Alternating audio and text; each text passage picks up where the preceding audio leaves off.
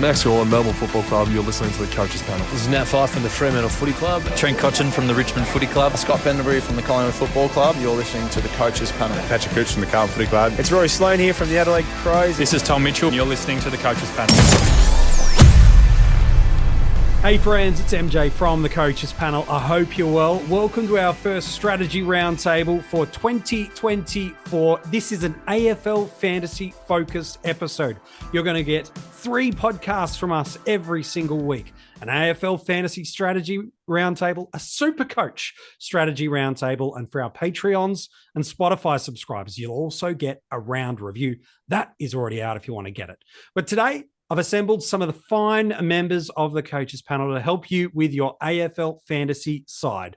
For a man that has already dubbed himself the winner of the Hilux for 2024, it's Rids. Hello, mate. How are you?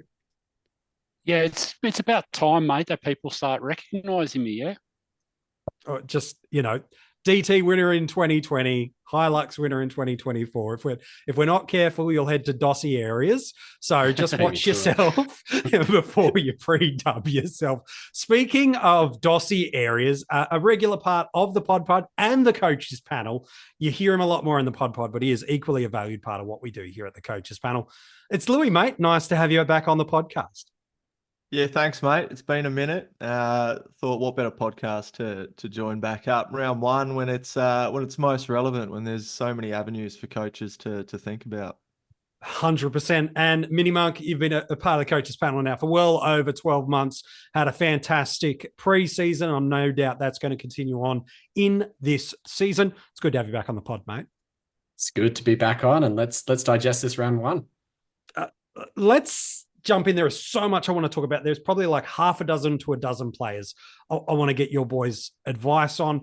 We want to talk about the Content Creators Cup, and I want to have an update to see how you boys went, that the guys at AFL Fantasy Fanatics have put together. Want to help coaches that feel like 9 games of footy, 1 round in, they just have not started the year the way they wanted to. So we want to give some coaches that are feeling a little bit disappointed or frustrated that after all this work in the preseason, it's gone pear-shaped after week 1 already. We want to get you back on the straight and narrow, but probably the thing that we need to start off with front and center, and maybe Louis will start with you and then work our way through some of the other members of the panel, is the first 6 weeks of your AFL fantasy season do have a different look and feel about it to the other quarters of the season.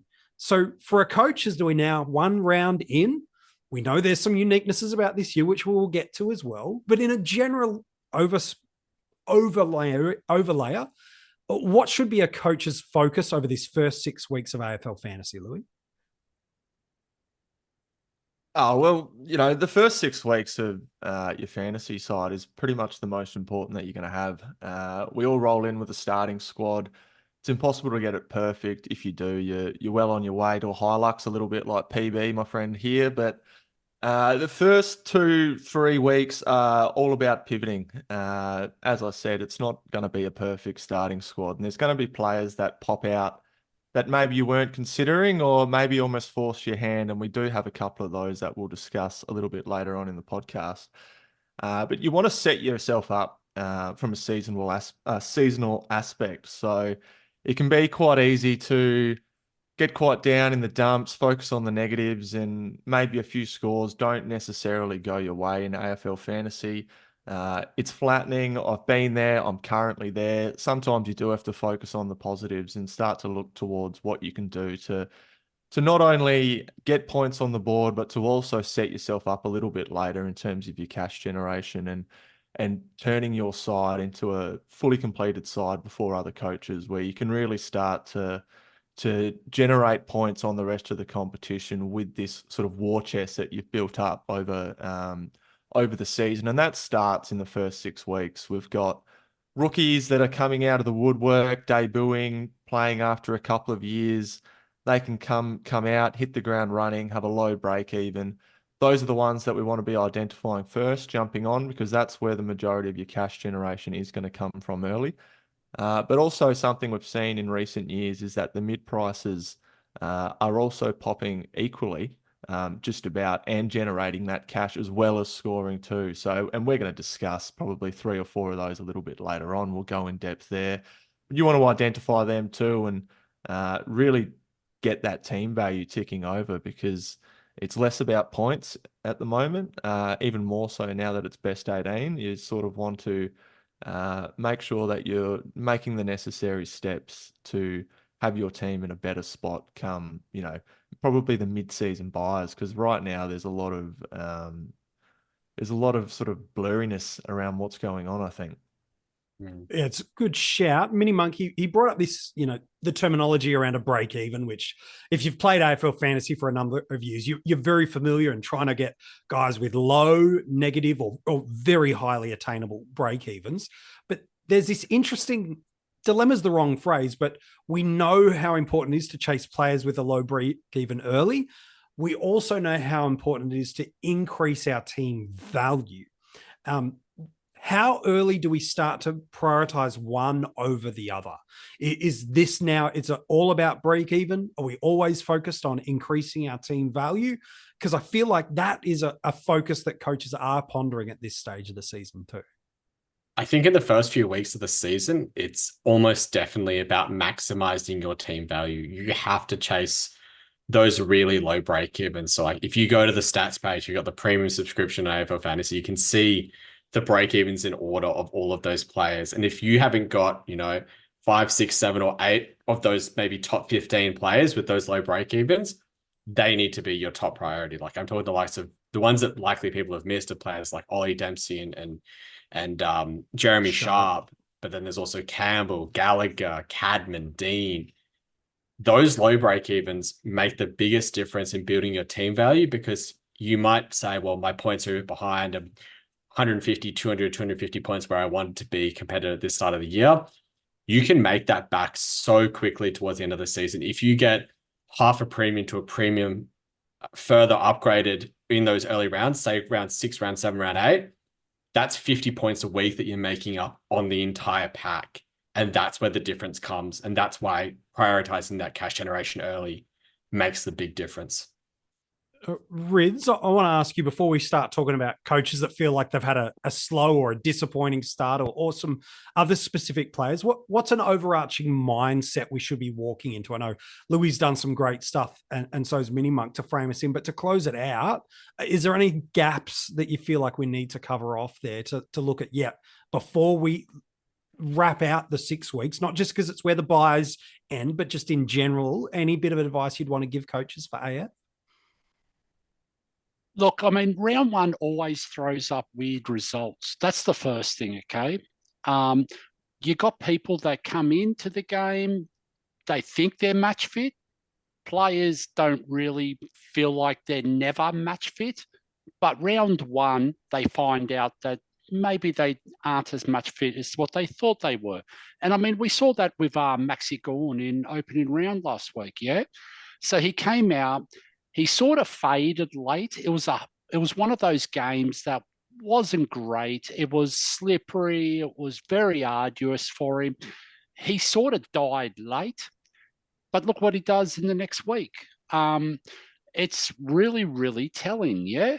So it's just a weird round. So the first thing I want to say is, don't focus on your ranking in this point in time. Focus on, have I got those names that Monk just said, rightio? Have I got those key what are they called these days? The pillars of your team, your money generation team? Do I have the guys? Who do I want to get out of the guys that I don't have? How am I going to get to them? Who am I going to trade out to get there? What can I do? What line is the best one? And then on top of all that, best 18 gets thrown knocking on the door straight away. So suddenly we're going, hey, listen, focus on your dollar build, focus on your money gen. But best 18 is, and we know this, from years gone by, it's definitely not about cash. And the interesting thing about Monk's list that he just read out a second ago, they were all rookies. Of course, they're going to have the best break evens, but that doesn't mean they're going to generate the most cash for the week. Because sometimes, and we've seen it many times before, a mid-pricer has a more scoring potential than a rookie. For instance, like a Cadman comes out and does a 50 or a 60, he may actually, however you want to work it, how much is he going to generate? And is he the best fit for your team? You might have DPP guys in the midfield right now on your bench that you want to swing into your forwards. There's there's variables all over the place, yeah? So, I mean, it's up to you to determine what you're going to focus on, but ranking's never a good one to focus after 1 or 2 rounds. No, the reality is 50 points can be the difference with 10,000 positions from a ranking perspective in AFL fantasy. It's the difference between fielding a McKercher or a Sanders this week. Like, it is as simple as that one thing. It's the difference between getting a captaincy score of a Jack Steele versus a Tom Green or a Caleb Serong. Like, these are the level of differences that we're talking, where it's hundreds of points can be moved. And there's lots of variables that Rids has just mentioned that can be coming through there. I want to pick up on the best 18 in a moment, because there are some new nuances around it. But you brought up this idea, both Lewy and Rids, and want to talk coaches that probably feel themselves in this similar spot, which is, I'm not really happy with where I find myself. Round 1 has come and gone. I either last minute made an adjustment to the team that I wasn't happy with. That could have been a hand forced due to an injury or a poor structural score. We talked over on Twitter Spaces, myself and Monk did a Saturday pop-up episode about the Grundy Gambit. Lots of people made changes there. Reed and Gibcus go down with injuries early in the round. This impacts the way it is. So there's lots of different ways where you are looking at your team Sunday night going, I really don't like what I'm looking at. MiniMonk, how do we help coaches that feel like they've had a bad start pick themselves back up off the floor for a 23 weeks to go? Because it is easy to get discouraged. You know you've got a good team on paper, and it is the difference between 3 or 4 things just not going your way, from having a good week and finishing in the top couple of thousand to you are in a position where you're like, man, I'm 20,000, 30,000 and my team's not that bad, but I guess I am.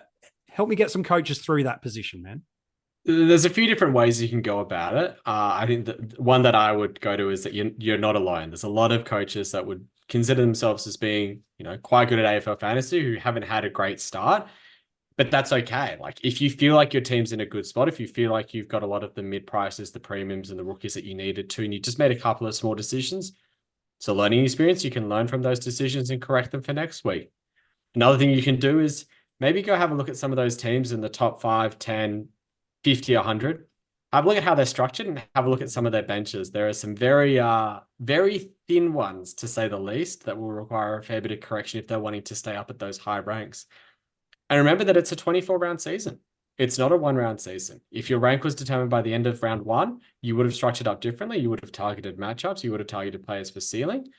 But we're not doing that. We're trying to build a team that maximizes its team value and maximizes the points that you can get on field in the middle and towards back up the season, and that the spike will come late.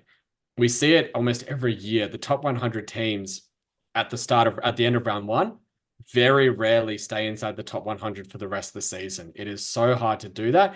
And you'll get teams from 10, 20, 30, 40, 50,000 that will make their way into the top 1,000, top 100, top 10 from this point onwards. That's what it is. It's a long season. It's a trading game. There is so much ground that you can make back up just by making a few correct decisions in these first few rounds. Yeah, it's a good shout. Lewy, what's your take? You referenced you didn't feel like you had the start to the season that you'd kind of hoped of. Take the emotion out of it and the frustration out of it. Where do you go as a coach? Because you're a really smart, switched on coach. A lot of people know and see that and respect that. So help people that feel that way too. What are you doing mentally, tactically, structurally to go, you know what? I'm attacking with my trade moves. What are you looking to do this week and next week? I think Monk nailed it there. He pretty much said that it is a longer season. It's not, if it was a 1 week sort of go, we'd be playing a totally different game. You need to set yourself up from a seasonal aspect, and that's exactly what I'll be doing. So I didn't have the greatest round coming out of round one. I've got plenty of players that I like, and like you said, MJ, I probably only missed 3 or 4. If I went the other direction, I'd be, hanging from the rooftops with a 2150. So it doesn't take much. It only takes a few things to go your way or not to go your way, and you can find yourself in this situation. But I think you need to focus on setting yourself up from here. So cash generation is a really good place to start. Monk touched on it earlier. You generate that cash quickly early, and that can be the difference between you and another coach going from a mid-pricer to a premium. And all of a sudden, it doesn't seem as daunting to chase down 30, 40, 50 points a week because you've gotten on first and you're on to the next move. You can quickly identify that, stay agile, flexible, and that's what it's about, really. You need to keep your eye on the footy, keep your eye on who the players that are trending, the break evens, all of that, and set yourself up in a nice position to be able to not only jump onto those players, but jump onto them first, which means that you do need to be a little bit astute. But that can be done quite comfortably through a range of different players depending on your side. So that's sort of where I'm at. I'm going to be focusing on that cash generation. The points, they'll sort themselves out to some respect. I'm definitely not going to leave them by the wayside, but I am acknowledging that I can get them a little bit later as well. I think these early rounds, it literally does just come down to generating that cash to get the points later. Yeah, it's a good shout. And despite you feeling like you didn't have the week you wanted to, all 4 of us have landed in the Fantasy Fanatics Content Creators Cup. But if we were to roll call who got a win this weekend, you myself are in the top 8. So can't be doing that bad. I think it was yourself and did Monk jag a victory as well? Was that? I did. I got a victory over, I think it was Harmy in the end. It was a closer one than I thought it was going to be. He snuck up on me at the end. It was only 15 points, I think. There you go. All right. Well, Rids and I aren't going to talk about the results this weekend. But Rids, I do want to come back to this idea of if you've had a bad start, and maybe it's not the right link to get there, but everybody's got a different way they have approached their team structures. And I suppose, for example, there were some coaches, not huge amount, but there are a few thousand coaches that, for example, picked a Brodie Grundy, put him on the bench, partially to prepare for the loophole, was probably the main driver. The second was to protect a potential underwhelming score, which we definitely got. That's a lot of money, Rids, that was sitting on the bench that wasn't activated. So while we talk about people that have a slow start or a disappointing start potentially, there's a lot of things we've just got to acknowledge are different variables with every different team at the moment, Rids, that maybe will present themselves with a little bit more balance over the next 6 to 12 weeks. So, and I hate talking about my own team, okay? Yes. But I'm just going to throw up an example right now. Like, I know that we're joking around saying bad starts and everything else, but everyone sets up their team differently, okay? So everyone might go, you might have 4 mid-rooks, okay, because that's how you felt was the way to go. Or you might have 3 or 4 premiums in defense. And just because one of those didn't work, that doesn't mean you throw the baby out with the bathwater either. So, for instance, I'll just give a little story about my weekend, okay? I was one of those coaches that had Grundy on the bench.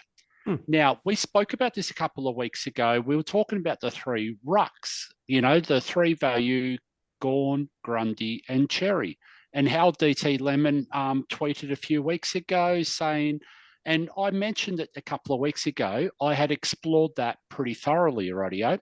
So having Grundy on the bench being underwhelming, it was never about the points though, MJ. It's the way that he looked and limiting myself and handcuffing myself, okay, for future trades that I want to go and target.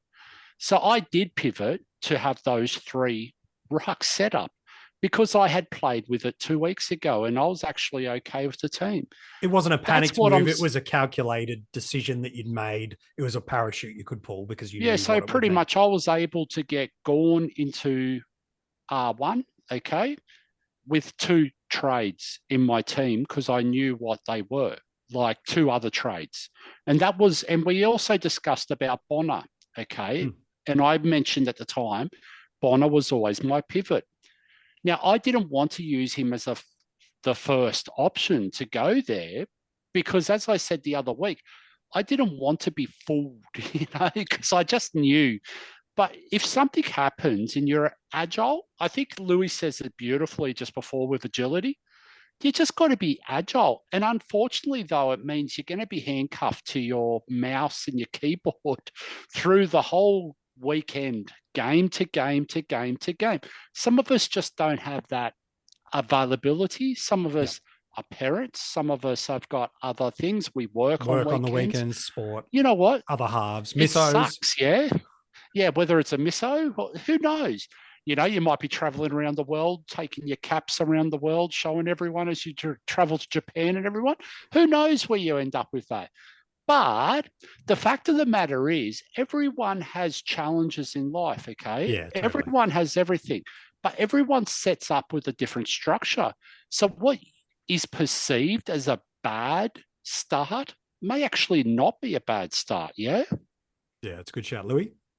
Yeah, I was just going to say, piggybacking on that agility type thing is what I really find helps me is I'll do my trades, I'll look at my team, and then I'll start thinking about next week's trade. So where can I, if I'm locking in these trades, where can I go next? How can I set myself up best to attack that following week and then the following week? And it sort of sorts itself out from there. And you end up finding these little wormholes where you go, oh, hang on, if I do this trade, leave 80K in the bank, I can use a bit of DPP here. If this guy fires off, I can grab him and I'm on first, and then I can do something on the other end and away I go. So it's all about giving yourself that best opportunity to succeed, which does take a little bit of extra effort, of course, as everything does, but it sets you up in the long run a lot better.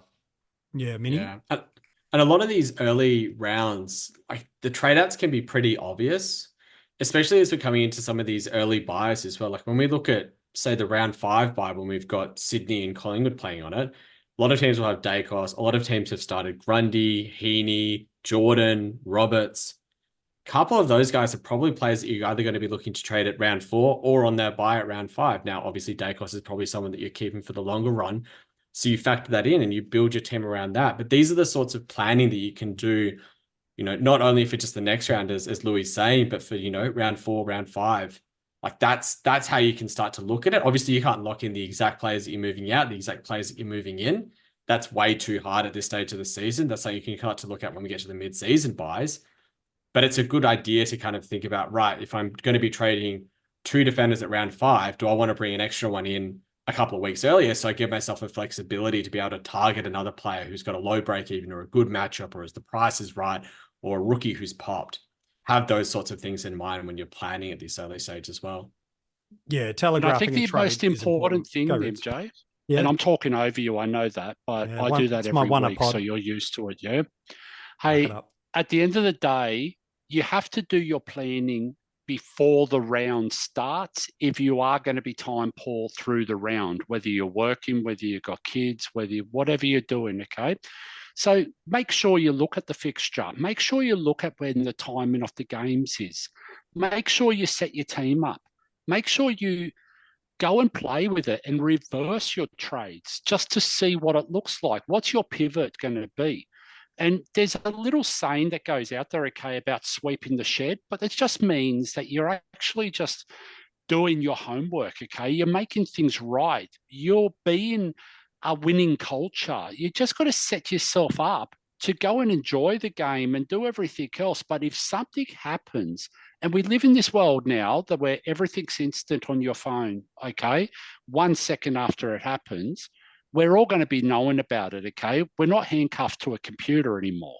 We can do it on a phone.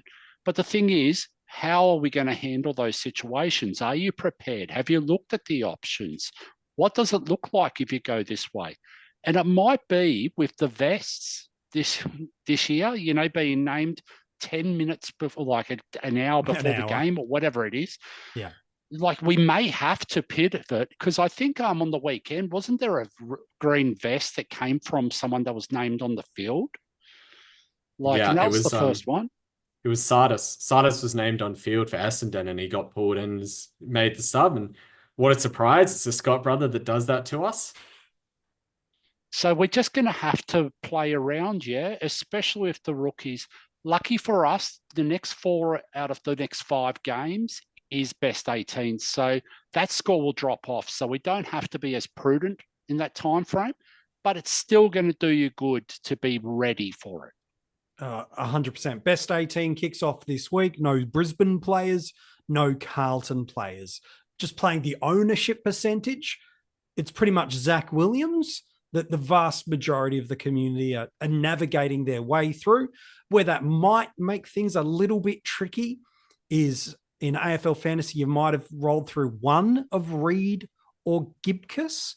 I don't think too many will have done both unless they were rolling a really cheap backline and putting a house at D6. There'd be a few for sure, but that's probably the only pain point it comes for coaches there is they're now only having 5 live options pre-trade into that spot.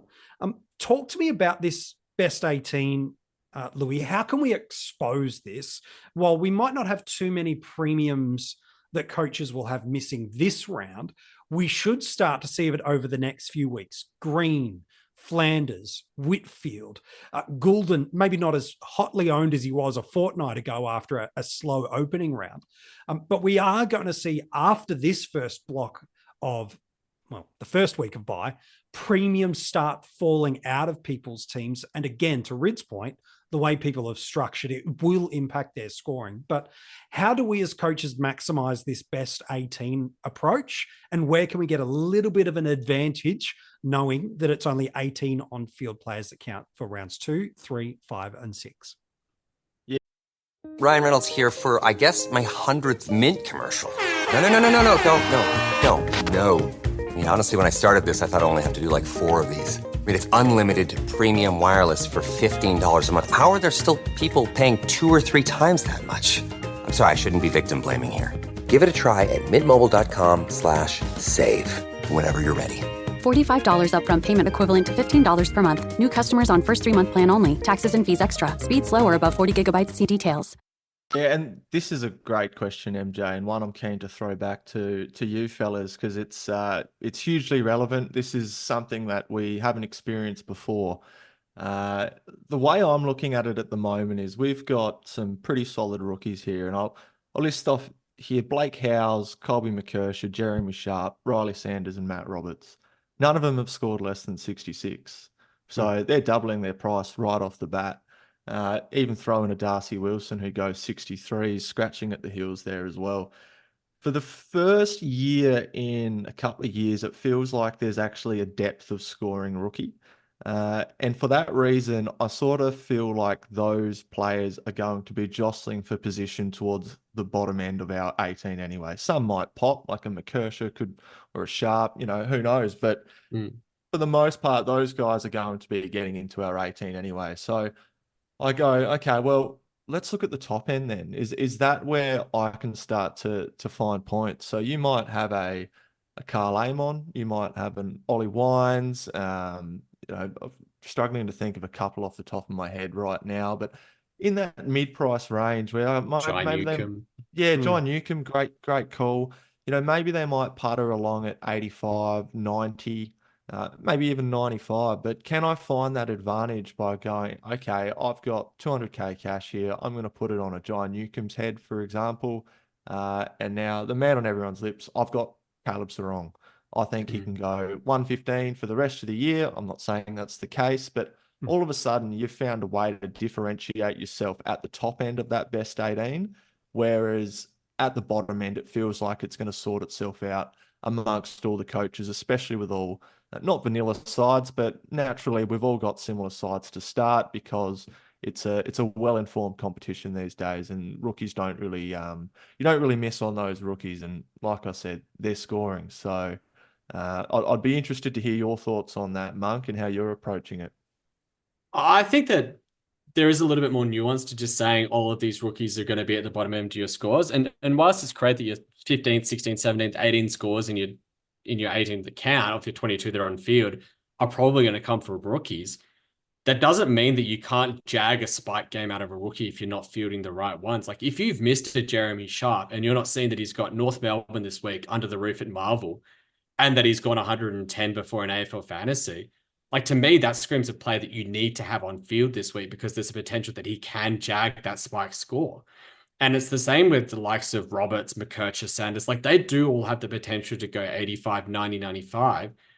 So in terms of going for someone at the top, like a Caleb Serong, then yes, it's a great option. He can go 115 for the rest of the season. Might not happen, but we've seen that he can go 160 in a game, which is a huge ceiling.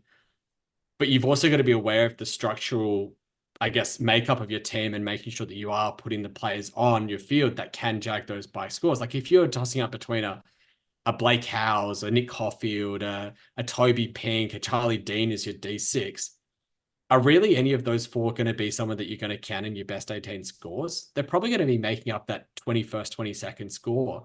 You're better off trying to have like a Yo or a Young or a Salem or a Clark at D6 instead, because they're actually the ones that can elevate that scoring point upwards and give you the opportunities to jag as many of those spike scores out of, say, some of those midfielder rookies. So I think that that's where I'm trying to approach this best 18 through these early buy rounds. I'm glad you highlighted that too, Monk, because I think that with these trades, we talked about how important they are in the early rounds. This presents a great opportunity to go, okay, well, maybe my scoring rookies are through the midfield and I've got one too many in the forward line, or I've got, as you mentioned, a Blake Howes I'm not totally confident with, maybe at D6. How can I restructure my side to give me the best opportunity that the rookies that could pop, and there's still an essence of rookie roulette, there always is going to be, but about putting yourself in that best situation that you can within your means, as I mentioned before. Rids, I want to ask you about this best 18, because historically when we get to buys and it's in the middle portion of the season, we're just trying to maximize points on field. Whereas with a best 18 early in the year, we undoubtedly want to maximize points on field, but we don't want to lose the opportunity to generate cash. Are these two things, as we look at the trades we might consider this week, and we want to look at 8 players specifically in a moment, do those two worlds still collide? Is it still about cash generation and also points maximization, or are we still prioritizing one over the other in best 18? Do we just copy that logic through, or is there a little bit more nuance to it? So there's going to be really team specific, okay, how we do this. It's going to come down to who are your captain options, for instance, okay? If you don't have the captain options you thought you did entering that last round, you may need to explore, hey, I need to take a Newcomb up to a Bontempelli or a Rosie or whoever it is, okay, to say, I want to have that security of another captain option in my team. Having said that, though, if you started a more guns and rook approach, you might go, oh, I don't have Riley Bonner this week, and I really need him. And I considered Newcomb was a gun at that point in time in that GNR setup. I could actually take Newcomb down to Bonner, free up a couple of hundred, and then go and put it on someone's head on the other side.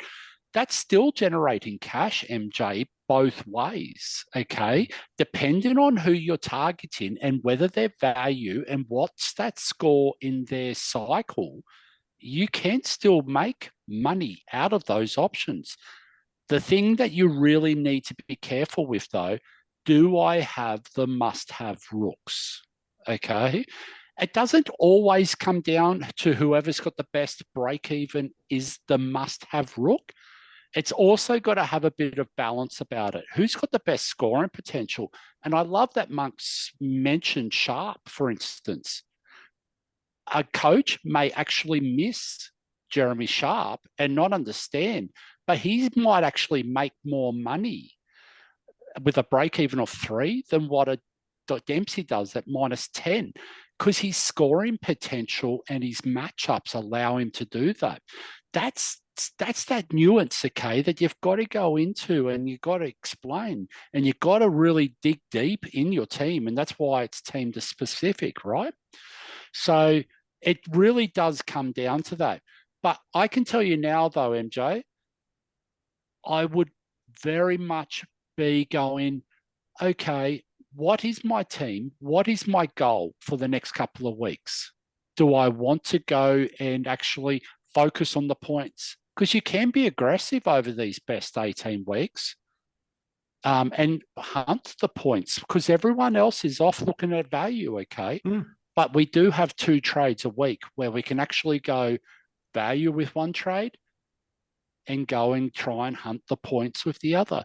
So it's just that interesting balance right now, how it's going to work, because we've never had this. And I think you raised a great point. Best 18 for us is normally the mid-season buys, yeah, where we're very focused on points as the number one priority. Right now, we're trying to build our team value, generate some cash, making sure we set ourselves up for a long season. It's such a nuance that we haven't seen before. Who knows? It's just like an open playbook right now. Let's go and but if you see it differently to Monk, or if you see it differently to Lewy, that doesn't mean you're wrong. That just means you should back it in and see how you go. If you think someone's an option that other people aren't talking about, make sure you go and explore. Use your sound logic, yeah? And go and try that, because we just don't know what's the right and what's wrong right now. Well, we're going to find out. That's the beauty of it, is over the next 6 weeks, 10 weeks, and ultimately 23 weeks, we're going to get really good line of sight. We're starting a Tom Green and getting that bumper of a captaincy score to start. Is that the right play? Right now, it looks good. But in 2 weeks' time, when you don't have that and you've got a cow as an option coming through there, we will see. That's the beauty of it, is we are all learning together. If you told me I'd have $716,000 player sitting at my R3 right now, a month ago, I would have just not even tried this year. I would have just deleted. That's what we're doing, okay? We've got so many new realms of possibilities right now. And because the quality of coach is getting higher and higher and higher, there's more ways to skin a cat being presented. It actually is viable no matter what. So instead of shutting things down, go and explore it and then come back with it and tell us a reason why things aren't viable. Because I can tell you now, MJ, who would have thought Riley Bonner would be the number one headhunted cash cow right now? Not anybody at the Port Adelaide list management. That is for sure. They were very happy to see him walk out the door. We want to talk about Bonner. Don't get Lewy started about Port Adelaide. No. We'll keep it a pair-free zone, and we'll be okay for that. There are 8 players I want to get your boys' thoughts on. We could talk about 30, but I think there's 8 that are universally really important. It's Grundy, Xerri, Bonner, Sharp, D'Ambrosio, Billings, Serong. I think I got those ones all right through there, give or take. If not, I'll come back to them. But maybe, Minnie, you could start us off around Brodie, Grundy. Part of it probably depends if you're a Xerri owner or not. That's probably at like 2 sides of the coin on the variable. You beat me to it. You beat me to it. Sorry. You didn't use the right term. All right. Well, you do that. I'll go back to hosting. Brodie, Grundy, MiniMonk on the coaches panel, ladies and gentlemen. It's team dependent, as we always say. And I think that this comes back to what Rids has been harping on about through the entire preseason. And he's been doing what I did with Sharp. And I think that it's coming to fruition with both of these players, that the players that you probably need to own in Tristan Xerri. If you've got Grundy, but you don't have Xerri, you're not going to trade Gorn out, because chances are Gorn's probably the other ruck you've got. Or if you don't, you've got English and Marshall, who both performed exactly what you would want them to do for premium rucks. You're probably looking to flick him to Tristan Xerri. And understandably so. Xerri's gone 120 on the weekend. Grundy's gone 53. Xerri's at the lower break even, the lower price. You make money, you can fix your team in the process. But if you've got Grundy and Xerri, it's very hard to take Grundy up to a Gorn. It's very hard to take Grundy up to a English or to a Marshall or to whoever ruckman you want to go to, because chances are you have to go up. So I think if you've got Xerri, then that's where you're going to have to think about what situation you're in. But I think if you don't have Xerri, it is very easy to make that flip. And I think that that's probably one of the trades that I would be prioritizing very highly if I were in that position. Louis, talk to me about Tristan Xerri. There are a bunch of guys that are really important for us to get into this week. For non-Tristan Xerri owners, again, the vast majority will have a Gawn, Grundy, Marshall, English, and one of those four. There's probably someone that's got a bit of a unique thing, but those are the predominant four. For those that don't own Tristan Xerri, we don't know the other 29 variables, but is this one of, if not the most important trade that they need to make and to get in Tristan? Or are there other variables that mean they could look elsewhere ahead of Tristan this week? Mate, I think it's pretty bloody close, to be honest with you. I think majority of coaches that are bringing him in are obviously dropping down from a Grundy, but Tristan Xerri showed us everything we needed. He's a pretty young ruckman. Had a look at his numbers. He's going at 105 in the VFL and had a few injury troubles, as young rucks quite do at AFL level, and is finally given the keys to the Kangaroos midfield with Tyson. What's his name? Tyson Goldstein. Todd Goldstein departing. Had Goldsack crossing my wires there, but this is the exact sort of pick you want because it actually has a high floor. With the ruckmans, I love picking them because they pretty much run out there with 20 points on their head straight away, just on hit-outs alone. And then what I liked from his game was the 9 tackles. Now, he's not going to get 9 tackles every single week. We'll probably hover between 4 and 6 somewhere. But I feel like that's something that we can come to expect from Tristan Xerri. He's going to be that inside sort of aggressive type ruckman. I don't think he's going to be the one that gets played through like a Maxi Gawn, but looking at some of his match stats, 14 contested possessions, love to see that from a ruckman. He's clearly getting in there, getting the quick handballs out to the ball users that can use it a bit nicer. I also think there's probably a little bit of upside there. North got absolutely smashed on the weekend, and I think that's going to be a little bit of a trend. I think we can all agree with that. And what that'll result in is a bit of chip footy because they want to keep the ball off the opposition, stop some of that bleeding on the scoreboard, and just play a bit more possession. That's where I think there is some upside for Tristan Xerri. You can get out a few more uncontested marks, a few more outlet kicks. That's always nice. But that's pretty much my spiel there, mate. He's exactly what you want in terms of a mid-price player at 600k. And the positive here is that not only, let's say he draws even with Brodie Grundy, they both average the same for the next 3 weeks. Then Brodie Grundy's got the bye. Tristan Xerri, he's going right through. So if he keeps that up, he's outscoring Brodie Grundy anyway. Brodie Grundy doesn't have necessarily that cash generation in him anymore. He might spike a game and get it going again, but Tristan Xerri is on the way up, and I think you got to jump on now. It's good. Monk, yeah, you I was wanted just to going to jump in say, there? that score was built off a relatively low stoppage number. Like there was only, I think, 66 ruck contests in that game. Normally, most games have around about the 90 to 100 marker. And Xerri's quite a good tap ruckman as well. So he might not get 8 or 9 tackles every game, but he's probably going to get more hit-outs a game. And you look at the run he's got coming up. He's got Fremantle who are rocking with just Jackson at the moment. Then he comes up against Carlton, who have just playing Tom de Koning. So it's not like it's the dual ruck setup anymore for either of those two teams where you can get punished a bit more around the ground. Brisbane at Norwood Oval was probably a bit trickier against Oscar McInerney, but then he comes up against Reece Stanley, Mark Blitzard, whoever they decide to play, whoever Chris Scott decides is the ruckman for their particular week.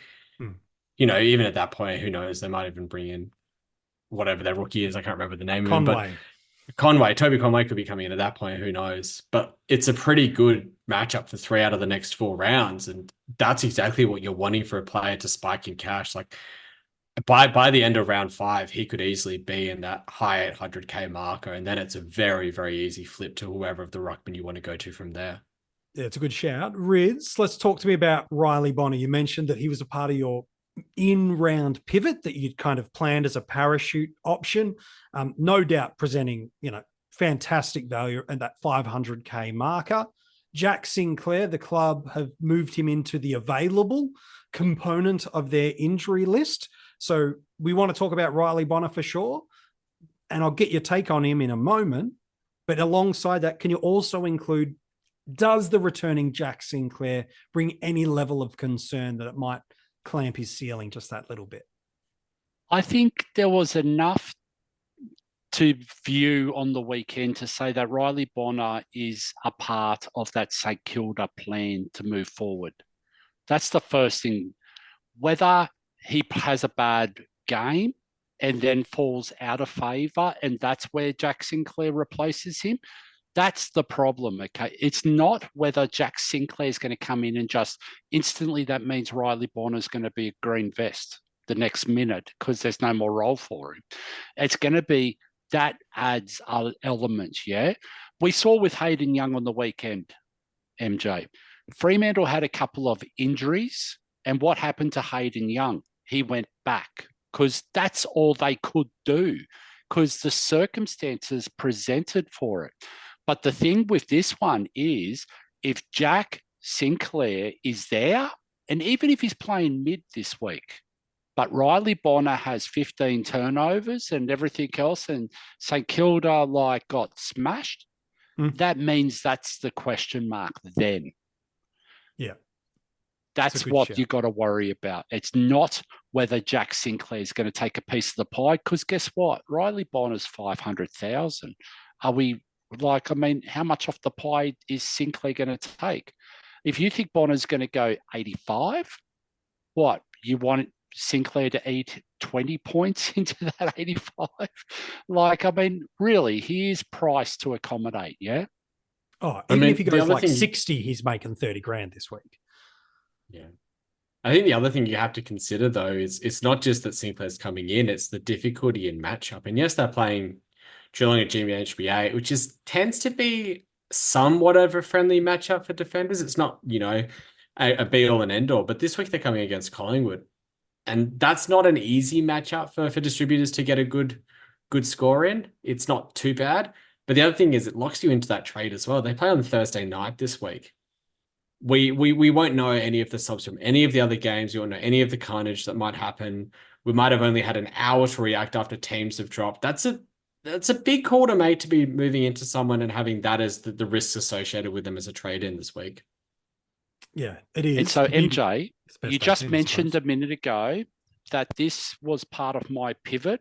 Yes. Because I had forecasted that matchup in round 2, and I knew it was going to be a hard decision for me to trade into Bonner if he did pop this week. So I went, you know what? I'm going to go and take a bit of blind faith and jump on him and hope for the best. Yeah, sometimes we just got to do a gut feel move, yeah? But if you notice what's coming up in the near future, then that sets you up to be able to jump in and try and mitigate that risk somewhat. Yeah. No, it's a good shout. We talked about that game, the St Kilda Geelong game. Ollie Dempsey could not have been more impressive. Now a 300K forward for us, one of the best break-evens, went over 90 for us in AFL Fantasy. Seeing a lot of people deprioritize him and prioritize others that we'll get to in a moment, such as a Sharp, a D'Ambrosio, Bonner, who we've already alluded to, and a Billings, who I do want to have a conversation about shortly as well. All important to consider, but how high up the trade priority should Ollie Dempsey be? Because role was great, impacting the score great. Friday night matchup, probably not ideal in terms of what we're talking about there. But what's your take on Ollie Dempsey and how urgent a priority he should be for us? Because I think the vast majority of the community don't have Ollie in their team. Honestly, high priority. He is playing probably the third best rookie role that I love. So pure midfield, great. Halfback, great. Ollie Dempsey's playing that high half forward role. So he's getting up the ground, helping his teammates, getting little outlet kicks and marks up there, and then pushing back hard and impacting the scoreboard. And we know it only takes one goal to whack 9 points on your score. He's got that job security too. I get that feeling. Chris Scott gave him massive adulation after that game. He did it in the preseason too, pumped out a 75, looked great there. I wish I picked him. I was pretty keen, but that's okay. And more importantly, you've actually seen it now. So he's got that -10 break even. That's going to go up, maybe 50K this week if he pops a 60. I'm not sure what the matchup is. If you guys have it on hand, Adelaide the Crows this week. Yeah. So he's got plenty of space in Adelaide Oval to work with there. I don't mind that matchup. I think he's got to be a high priority because there's also not many, unless you missed a Sharp as well. He's probably the main rookie that's putting his hand up in terms of identifying as a cash rise early. This episode is brought to you by Allstate. Some people just know they could save hundreds on car insurance by checking Allstate first. Like, to check you have the tickets in your wallet first before you drive 2 hours to the big game. Seriously, you had one job. Now the closest you'll get to the 50-yard line is parking lot D. Yeah, checking first is smart. So check Allstate first for a quote that could save you hundreds. You're in good hands with Allstate. Savings vary. Terms apply. Allstate Fire and Casualty Insurance Company and Affiliates. Northbrook, Illinois. It's a good shout. We speak about Jeremy Sharp.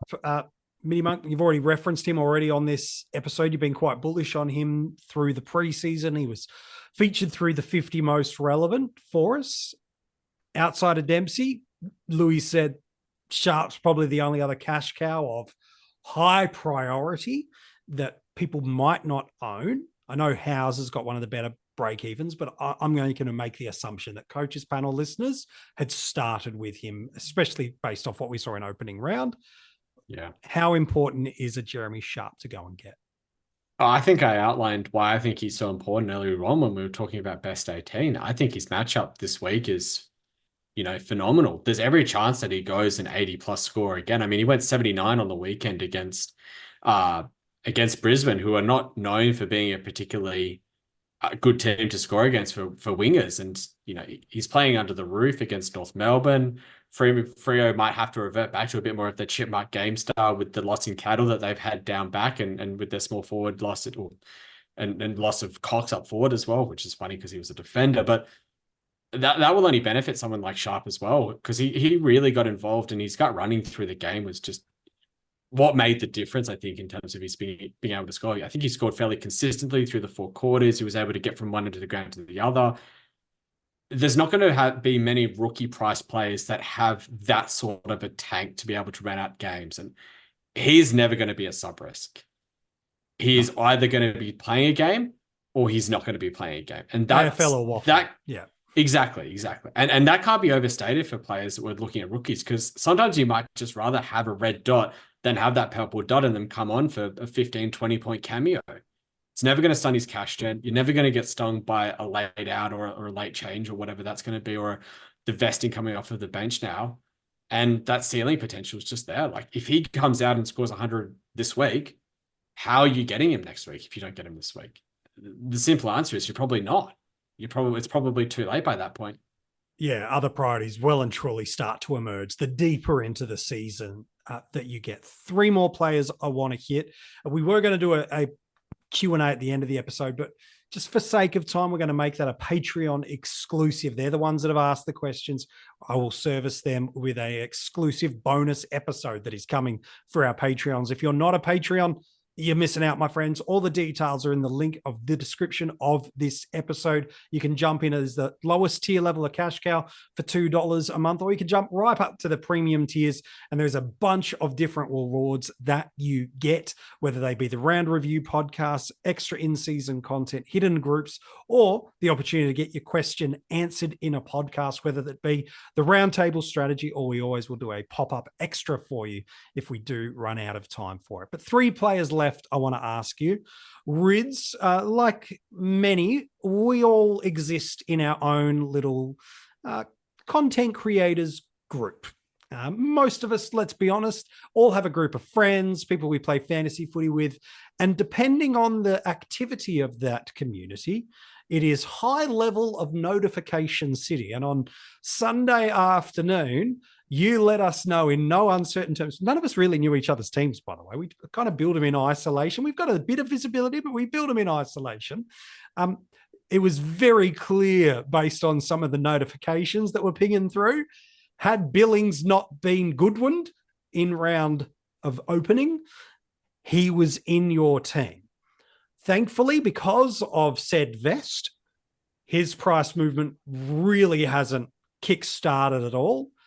Talk to me about Jack Billings, how viable he is this week, how realistic is that scoring that we saw? And then lastly, does the buy at the back of this buy round block impact any of these variables for you at all? Okay, because I'm not the only one on the panel tonight that was big on Billings, because I know my friend over in Adelaide, who we won't talk about the pear-coloured shirt or anything like that, but he was huge on Billings, yeah? Yeah. But the thing is, Melbourne's a good team. They're right in contention. They're not far away from a top 4 team at this point in time.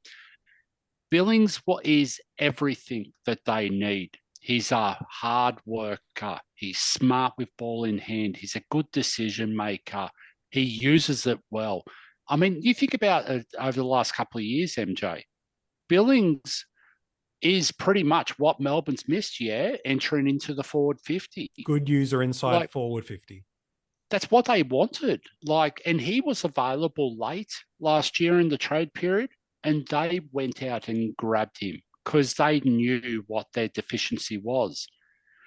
The thing that I didn't quite understand was, even with all that, stupid Goodwin, and I'll call him stupid Goodwin from now on, he puts Laurie and Spargo in before him.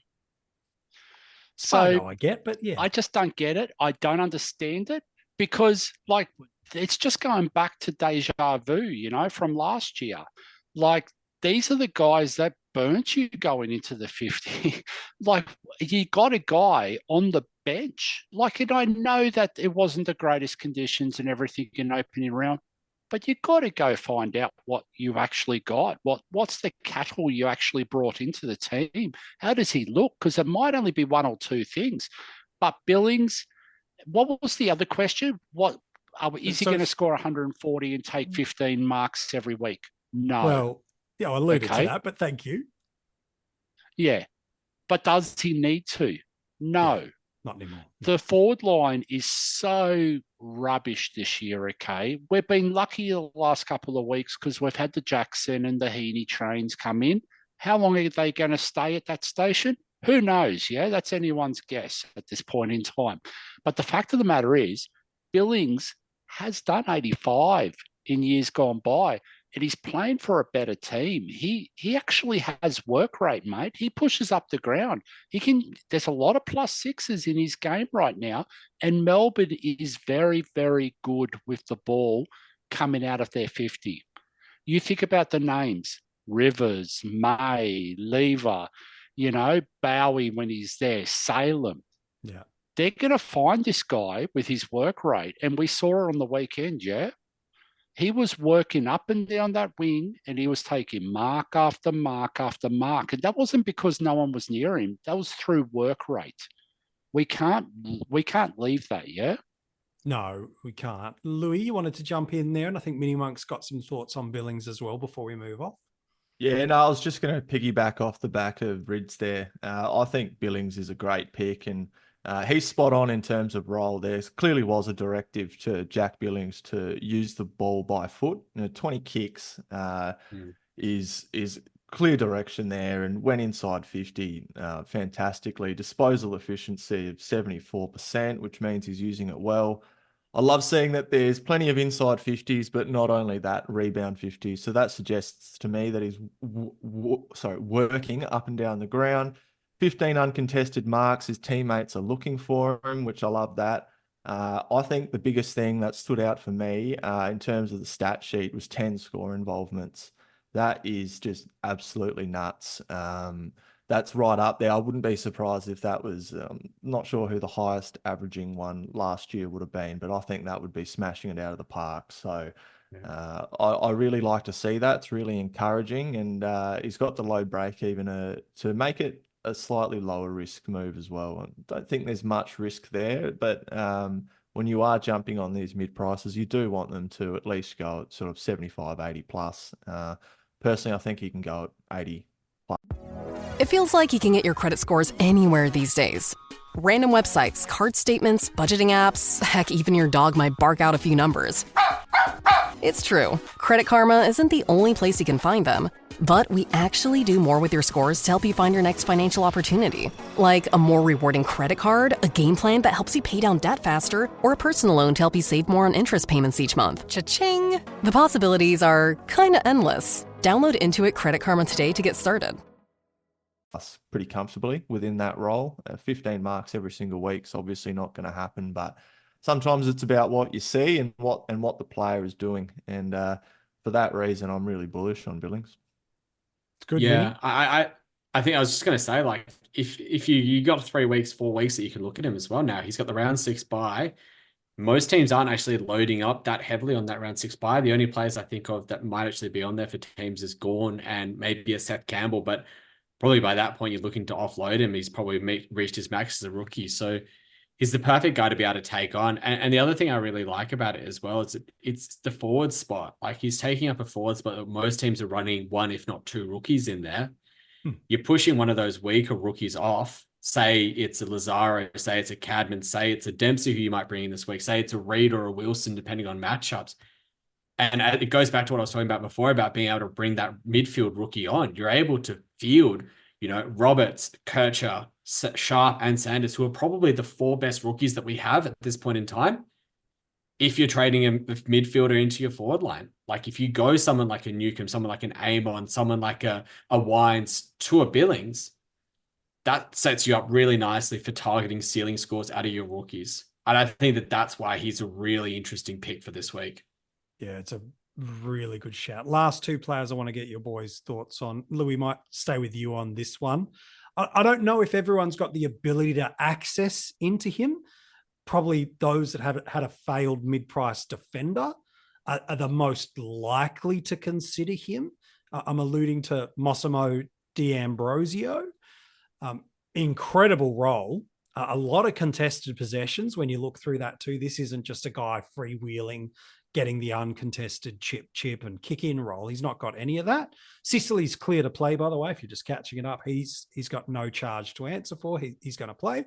But what's your take on the Moss? Is he an absolute ripping option? I know Buderick owners are probably lamenting how it all went for them this week.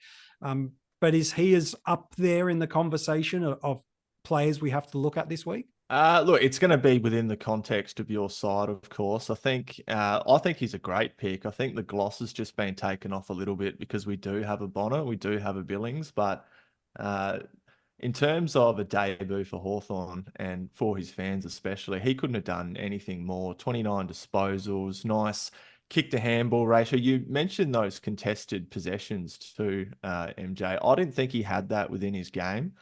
So that was really good to see. He didn't really strike me as that traditional halfback, though. He was really pushing up quite high up the ground, which may explain that sort of absence of kick-ins. I really like that he got 6 coaches' votes too. That suggests to me that there's 2 coaches that have gone, okay, this guy really hurt us today. Really enjoyed his game. I'm going to flick him a couple of votes. There's a little tip of the hat for you. Where there's a little bit of uneasiness, I think, is that there were a couple of Hawthorn players within that side that really underperformed based on what we've seen in the past. So Sicily going 30, that doesn't often happen. Jack Scrimshaw, he's not a lockdown defender. They've said he's not going to be a lockdown defender. He's better than the 33 that he was at.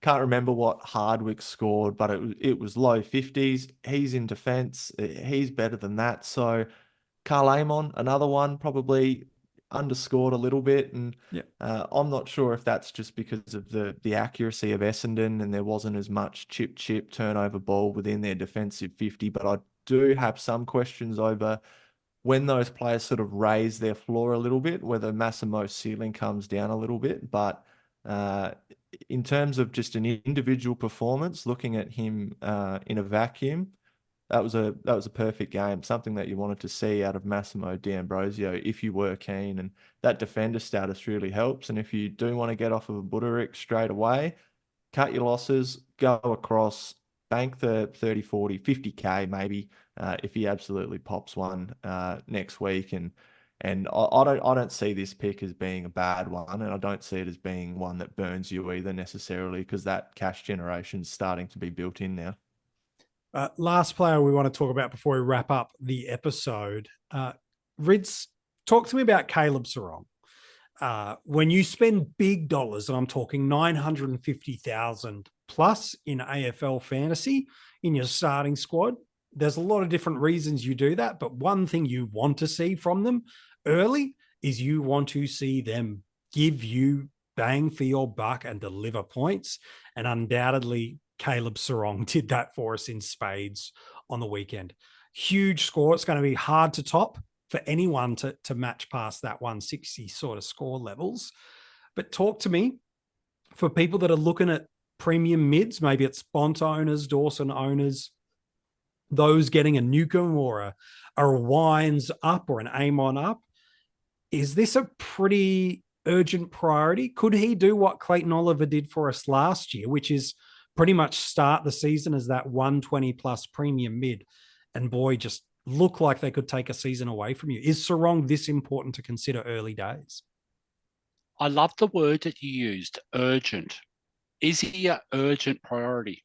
No, he isn't, because he's priced at 113 now. So unless you think he's going to actually go at 125, 130 for the next period of time, then he's not an urgent priority. But you know what he is? He's an interesting priority. Because the fact of the matter is, he might be the number one mid this year. And we've only got a small data size, yeah? So there's an element that we're chasing points here, MJ. Absolutely, there's an element of it, rightio? But, I mean, what else can the guy do to actually prove that he's ready to take the next step, yeah? And we saw it last year with Tom Green. Sometimes these guys just come along and just pop because they've hit that age. They've hit that development in they're confident in their body. They're confident in their role in the team. And that's the main point, the role in the team, MJ, that I want to say. Caleb Serong is the number one mid. You ask any Freo fan right now, Monk is one of, Monk goes around, he's got purple shirts, purple everything. I think his headphones are purple. Can't you see my hair's dyed purple? Gosh. But it's not even a discussion anymore. 1 year ago, there was a discussion. Who's the number one mid at Fremantle? Now, no, there's no discussion. It's Caleb Serong. Yeah. Like, that's the whole point of this, okay? When Hayden Young went into that midfield, who was the guy that was moved out of it? It was potentially, and I'm not saying it's all the time, but it was a Brayshaw to a point on the wing, on the half-forward role. It wasn't Caleb Serong, was it? He is the one that Fremantle have set their midfield around. Like, there is a world, he's our number one mid right now. There is a world, he's the cheapest we're going to get him, is right now. Are we willing to pay that though, yeah? That's the balance. Are we going to take that risk? Because when we pay up, we have to go and take that risk, because one poor performance drops you cash. Well, Dawson and Bontempelli gave that, and they weren't poor, but they weren't 110 plus. Yeah, but guess what, mate? We've said it from day one, yeah? The only time the dollars really matter is if you trade in or out of someone. Correct. Okay? But guess what? You're the one who just framed that question a minute ago. Do we want to trade out of a Bont, out of a Dawson to get into a Serong? I would say no. Okay? What's the best avenue? Well, if you do have a Newcomb Wines combination in that midfield, why not go down to, if you feel big on Bonner, why not go to Bonner and then go up the other way? Yeah. And if that gets you to Serong, well, happy days, yeah? But just remember, the priority is your cash generation. So it's that second trade you're going to do. If you're big on Serong, I would not talk anyone out of going there, okay? But it's the second trade you have to nail to make sure you're maintaining that cash generation right now. MiniMonk, any last thoughts? I was just going to say, I think that Rids has nailed it in terms of the mids that are at Freo.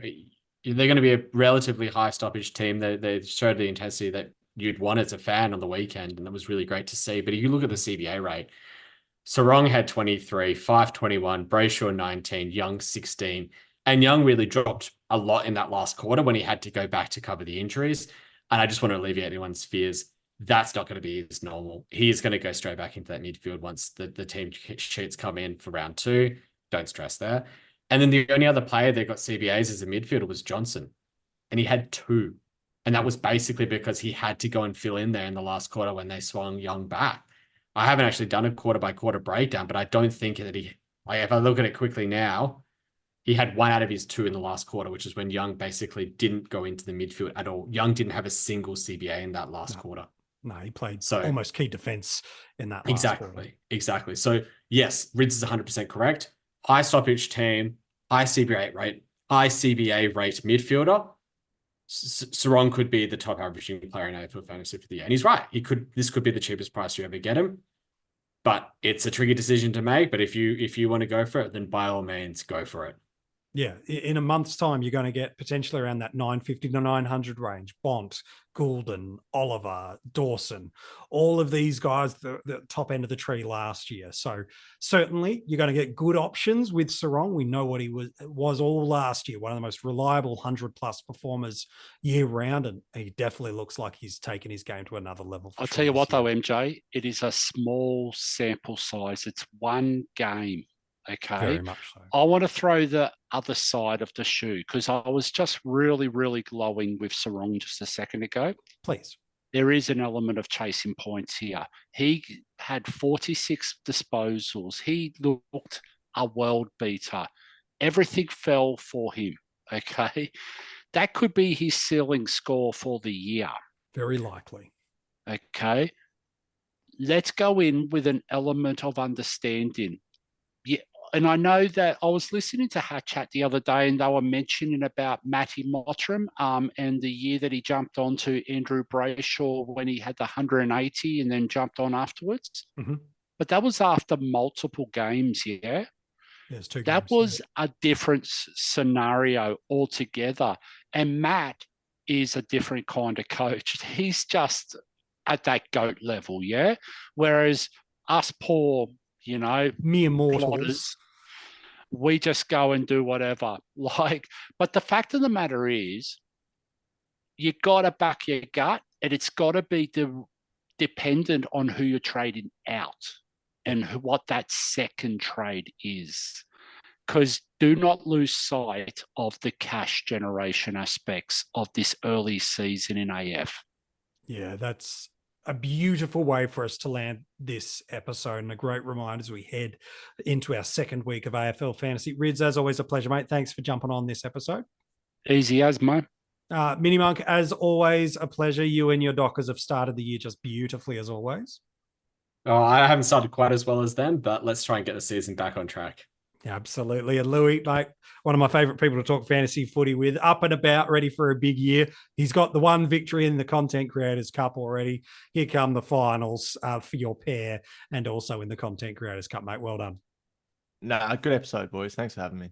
If you want to go back and check out any of the other podcasts from the preseason, I don't know why you'd like to, but if you really just want to go back, you can. Wherever you're checking this out on the podcast, you can go and listen back to that. Or you can watch this and every other episode live, dropping on YouTube every single time we have them. You can go and check them out as well. If you haven't subscribed to our YouTube channel, make sure you go and check that out. All the details for where you can get in touch with the boys across social media, as well as being part of our Patreon supporter group, you can find in the description of this episode. Coming inside the next 24 hours, a super coach strategy roundtable. So if you play multi-formats, the good news, the coaches panel, we got you covered in 2024 with 2 strategy roundtables focused on the strategy of the format you play and love, so we can get really granular and focused for you with the advice we give. We wish you all the best in round 2. Don't forget, best 18, no Blues, no Carlton players, some loopholes available for you and an opportunity to maximize your points. Good luck this week. And from all of us here at the coaches panel, we'll chat to you soon.